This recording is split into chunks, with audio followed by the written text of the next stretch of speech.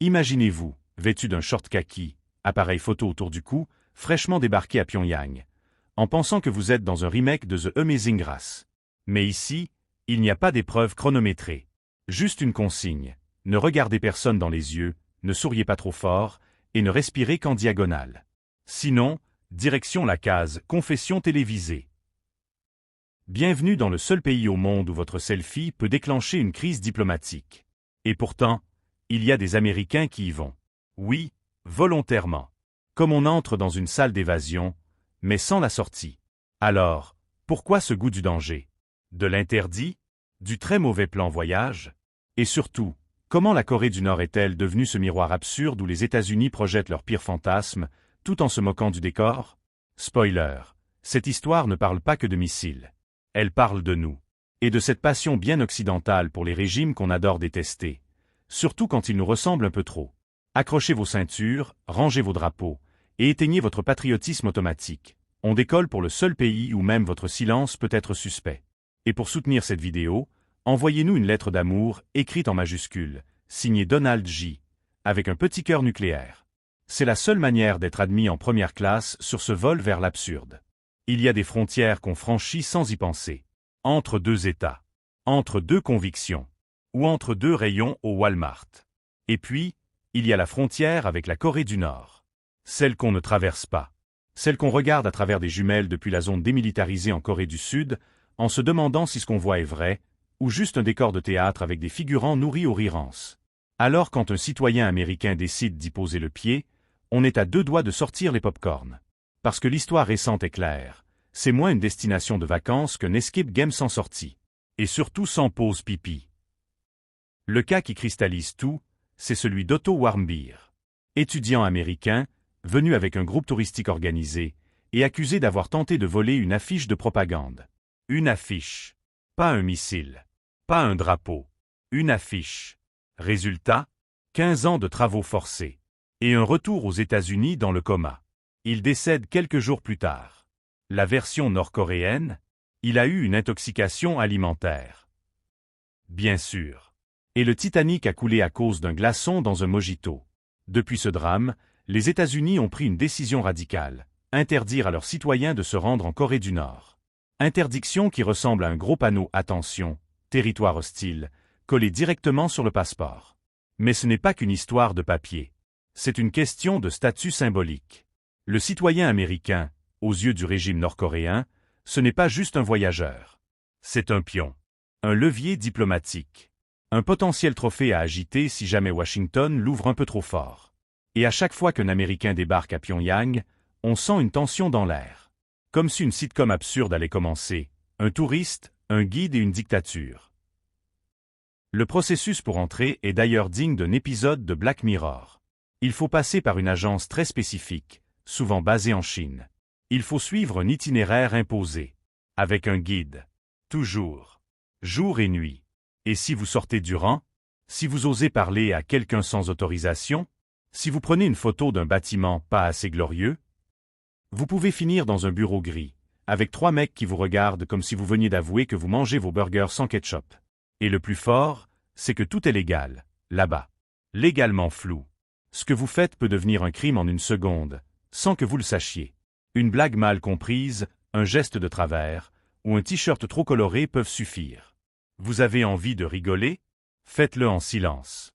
C'est à ce moment-là que les Américains, élevés au lait de la liberté d'expression illimitée, ressentent une légère dissonance cognitive. Le pays où vous pouvez dire à votre président « t'es un clown » sur Twitter devient le pays où vous pouvez être enfermé pour avoir haussé un sourcil devant un portrait officiel. Le contraste est violent. Et pourtant, certains persistent. Fascinés par ce pays où le mystère est roi, et où l'on pense que voyager, c'est comprendre l'autre. Sauf que l'autre, ici, ne veut pas être compris. Il veut être respecté, obéi, craint, et applaudi sur commande. Alors pourquoi certains prennent ce risque? Par naïveté? Par curiosité? Ou par goût du danger? Bonne question. Mais une chose est sûre, la Corée du Nord n'est pas juste un endroit exotique. C'est un pays en guerre froide permanente. Avec le monde. Avec ses voisins. Et parfois, avec la logique elle-même. Et l'Américain, en voyageur égaré dans ce théâtre fermé, devient à son insu une pièce du décor. Le plus ironique dans cette histoire, ce n'est pas que la Corée du Nord soit un bunker diplomatique. Ce n'est pas non plus que des Américains y mettent les pieds en pensant y vivre un épisode immersif de Vice News. Non. Ce qui est vraiment délicieux, c'est le double jeu. Ce théâtre d'ombre où chacun ment, mais avec style. D'un côté, vous avez Pyongyang. Version régime de fer, mais vitrine soignée. Dès que vous mettez le pied sur leur tarmac, tout devient spectacle. L'aéroport est propre, le personnel souriant, les affiches géantes vous souhaitent la bienvenue. C'est Disneyland, mais sans les oreilles de Mickey. Et sans la moindre file d'attente. Normal, vous êtes les seuls touristes du mois. À votre arrivée, on vous rappelle les règles. Pas de photos non encadrées. Ne regardez pas les gens dans les yeux. Ne vous écartez pas du guide. Ne vous interrogez pas. Et surtout, souriez. Toujours. Même quand on vous explique que la Corée du Nord a gagné la Coupe du Monde de 2010 en battant le Brésil 7-0. Logique. Ce que le régime nord-coréen veut, c'est le contrôle de la perception. Vous devenez leur figurant. Le touriste occidental obéissant, souriant, un peu bête, mais utile. Vous êtes là pour prendre en photo les choses qu'on vous laisse voir. Comme une visite guidée de l'enfer, sponsorisée par le ministère du Bonheur national brut. Et de l'autre côté, Washington. La grande puissance. La démocratie vrombissante. Celle qui se dit défenseur des droits humains, de la liberté, de l'ouverture. Mais qui, depuis 2017, interdit à ses propres citoyens de se rendre dans un pays. Parce que, comprenez, c'est pour leur sécurité. C'est vrai. Mais aussi un peu pratique, non? Parce qu'en interdisant le voyage, les États-Unis se lavent les mains. S'il arrive quelque chose à un de leurs citoyens qui a bravé l'interdit, le gouvernement peut dire « On vous avait prévenu ». C'est pas notre problème. Et hop, case fermée. Résultat, des deux côtés, on se renvoie la balle. La Corée du Nord accuse l'Amérique d'être hostile, provocatrice, impérialiste. L'Amérique accuse Pyongyang d'être totalitaire, injuste, dangereux. Et le citoyen lambda, lui, devient un pion sur cet échiquier de propagande croisée. Mais soyons honnêtes. La fascination américaine pour la Corée du Nord ne date pas d'hier. Ça fait des décennies que le pays est un objet de fantasme, de peur, de moquerie. On l'appelle le dernier régime stalinien du monde. On en parle dans les talk shows. On le parodie dans South Park. On le ridiculise dans un interview, ce film où deux Américains assassinent Kim Jong-un à coups de missile en forme de pop-star. Et pourtant, malgré toute cette haine affichée, les dirigeants américains adorent jouer au chat et à la souris avec Pyongyang. Obama, détachement diplomatique. Bush, axe du mal. Clinton, diplomatie alimentaire. Et Trump? Alors là, c'est l'apothéose. Le président des tweets a transformé sa relation avec Kim Jong-un en bromance surréaliste. On s'aime bien, il m'envoie de belles lettres, c'est un gars intelligent. On aurait dit un ado racontant ses échanges Tinder. Mais en contexte nucléaire. Trump est d'ailleurs le premier président américain à avoir marché en Corée du Nord. Littéralement. 3 secondes, pied sur sol nord-coréen, sous les caméras. Du jamais vu. Une poignée de main historique, qui n'a mené à rien, à part une photo virale. Alors on fait quoi avec tout ça? On joue les vierges offensées quand un étudiant se fait arrêter? On interdit les voyages tout en continuant de négocier en coulisses? On condamne le régime mais on accepte qu'il existe, tant qu'il reste dans son coin? C'est là qu'on touche à l'hypocrisie fondamentale. La Corée du Nord est un ennemi commode. Elle sert à faire peur. À justifier les budgets militaires. À rappeler aux Américains qu'ils vivent dans le bon camp. Et si vous doutez de tout ça, c'est probablement que vous êtes déjà fiché comme un agent subversif. D'ailleurs, pour soutenir cette chaîne et éviter qu'on vous confonde avec un touriste inconscient en mission de propagande, vous pouvez répondre à notre grand sondage du jour. Si vous deviez passer 24 heures avec Kim Jong-un, vous choisiriez A. Un karaoké, B. Un lancer de missiles, C. Un dîner avec Trump. Votez dans les commentaires. C'est purement scientifique. On vous lit depuis une salle de contrôle, évidemment. Ce stade, vous vous dites peut-être « Ok, on a compris, la Corée du Nord c'est une dictature, les Américains sont persona non grata, tout est verrouillé, tout est absurde. » Et pourtant, ce n'est que maintenant que l'ironie atteint son pic. Parce qu'en fait, la Corée du Nord et les États-Unis ont beaucoup plus en commun qu'ils ne veulent l'admettre. Oui, vous avez bien entendu.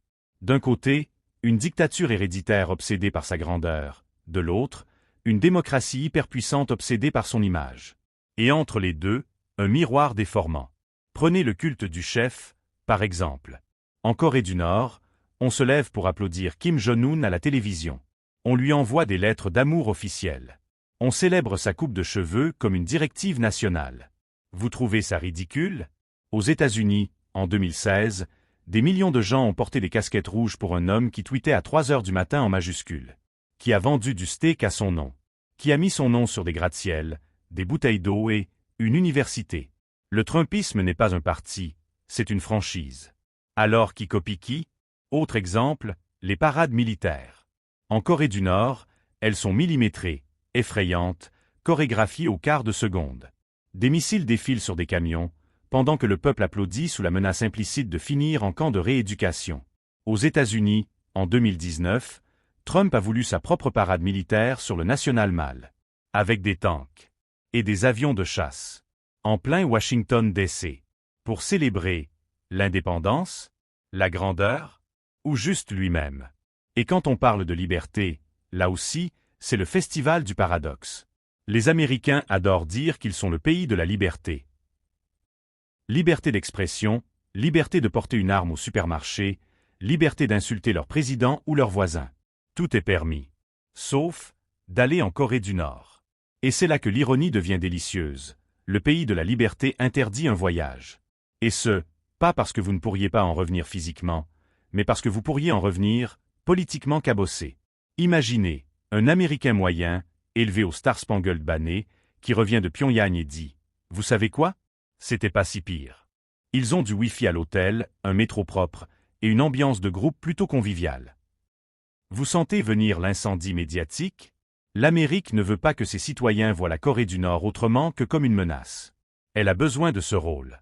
Un pays mystérieux, figé, dangereux, contre lequel on peut toujours se comparer pour se rassurer. Et pourtant, les deux pays partagent une passion dévorante pour la mise en scène, le storytelling, la toute-puissance. Ils sont comme deux anciens amis devenus rivaux. Ou deux frères jumeaux que tout oppose, sauf leur ego. Même les sanctions économiques ont une teinte théâtrale. Les États-Unis imposent des embargos. La Corée du Nord répond par des démonstrations de missiles. On dirait un couple toxique qui s'envoie des textos passifs-agressifs depuis 70 ans. Et au centre de tout ça, le citoyen. Qu'il soit américain ou nord-coréen, il subit. L'un paie pour voir, l'autre paie pour survivre. Mais si vous voulez vraiment mesurer l'absurdité de cette relation, souvenez-vous de ce jour où Trump a dit de Kim « On s'est envoyé des lettres magnifiques ». On aurait dit un épisode de Bachelor, mais version nucléaire. Donnez cette rose au dictateur qui vous touche le plus. Imaginez maintenant si ce modèle se généralisait. Si chaque président américain se mettait à entretenir une correspondance amoureuse avec son ennemi préféré. Des poèmes à Bachar el-Assad. Des mots doux à Vladimir Poutine. Des cartes postales à Xi Jinping avec Wish You Were Here. Dans ce monde à l'envers, la Corée du Nord devient presque une caricature assumée, pendant que les États-Unis deviennent une caricature qui s'ignore. Et si le danger, ce n'était pas le régime qu'on regarde à la loupe, mais celui qu'on voit tous les jours sans se poser de questions, alors qu'est-ce qu'on fait? On interdit, on rit, on critique, ou on regarde ce miroir en face. Et si, au fond, ce miroir vous renvoyait une image que vous n'aviez pas envie de voir, mais que vous méritez peut-être? Ce qu'on cache vraiment, ce n'est pas Pyongyang. C'est ce que Pyongyang nous permet de ne pas voir. Parce qu'à force de pointer du doigt la Corée du Nord comme le grand méchant, le dernier dinosaure totalitaire, on oublie qu'elle sert aussi de paravent. Elle occupe l'attention. Elle structure les peurs. Elle légitime tout un appareil militaire, diplomatique et médiatique qui vit de cette peur. Un pays qui, soyons honnêtes, pèse à peine dans l'économie mondiale. Pas de pétrole, pas de Silicon Valley, pas de start-up, pas de TikTok. Mais qui parvient, par la seule force de sa mise en scène paranoïaque, à faire trembler les chancelleries et remplir les budgets de défense. C'est ça, le véritable talent nord-coréen. Faire croire qu'ils sont une menace existentielle, alors qu'ils ne sont, au fond, qu'une enclave tragique, figée dans le temps, qui n'arrive même pas à nourrir toute sa population. Mais cette illusion, elle arrange beaucoup de monde. D'un côté, ça donne à la Maison-Blanche un bon prétexte pour ne jamais vraiment désarmer. Pour justifier les bases militaires en Asie. Pour entretenir cette posture de gendarme mondial, toujours sur la défensive, mais jamais désintéressé. De l'autre, ça permet aux Nord-Coréens de maintenir un contrôle total sur leur population. L'ennemi extérieur est toujours la meilleure excuse pour renforcer la répression intérieure. Nous sommes encerclés, ils veulent notre peau. Regardez comment ils nous interdisent de voyager. La boucle est parfaite. Et au milieu, le citoyen, encore. Celui qui vit dans un monde qu'on lui décrit comme binaire. Nous, les bons, eux, les fous. Pas de nuances. Pas de zone grise. Pas d'analyse. Et pourtant, creusez un peu, et vous découvrez que les plus gros clients du charbon nord-coréen, ce ne sont pas des parias du tiers-monde, mais des pays bien respectables. Certains même assis au Conseil de sécurité. Vous découvrez que des banques occidentales ont permis, pendant des années, de faire transiter de l'argent depuis Pyongyang. Que des entreprises chinoises, malaisiennes, européennes même, ont sous-traité avec des intermédiaires pour produire à bas coût avec des ouvriers nord-coréens à l'étranger, en toute discrétion. La dictature nord-coréenne n'est pas un monstre isolé. C'est un rouage, un partenaire illégal mais utile dans certaines chaînes d'approvisionnement de l'hypocrisie globale. Et vous savez ce que ça cache encore? Une obsession occidentale pour le contrôle des récits. La Corée du Nord, c'est le cliché du pays où l'on réécrit l'histoire, où la presse est muselée, où chaque image est contrôlée. Mais dites-moi, quand un ancien président américain fait campagne en criant au vol électoral, sans preuve, pendant que les chaînes d'infos le diffusent en boucle, est-ce qu'on n'est pas, quelque part, dans une réécriture aussi? Quand des livres scolaires américains commencent à édulcorer l'histoire de l'esclavage ou à requalifier les colonies en développement territorial, est-ce qu'on n'est pas, là aussi, en train de jouer avec la vérité? Ce que la Corée du Nord révèle, en creux, c'est l'appétit universel pour le mensonge utile. L'enfermement rassurant. Le contrôle sous prétexte de protection. Alors oui, on n'est pas tous égaux face à la répression. Et non, les États-Unis ne sont pas la Corée du Nord. Mais parfois, le vernis démocratique craque. Et derrière, ce n'est pas si propre. Et pour nous, au Canada, la vraie question, c'est, à force de jouer les arbitres neutres entre ces deux géants absurdes, ne sommes-nous pas en train de glisser, lentement, dans leur jeu? Celui du spectacle, du cynisme et de la réalpolitique sans boussole. Parce que pendant que Trump serre la main de Kim devant les caméras, pendant que Biden signe des décrets pour la paix tout en vendant des armes à la Corée du Sud, pendant que la Corée du Nord brandit un missile pour un oui ou pour un non, personne ne parle des Nord-Coréens. Des vrais. Ceux qui n'ont pas le droit de sortir. Ni même de savoir ce qu'il y a de l'autre côté. Et si c'était ça, le vrai scandale? Pas les missiles. Pas les tweets. Mais l'oubli généralisé.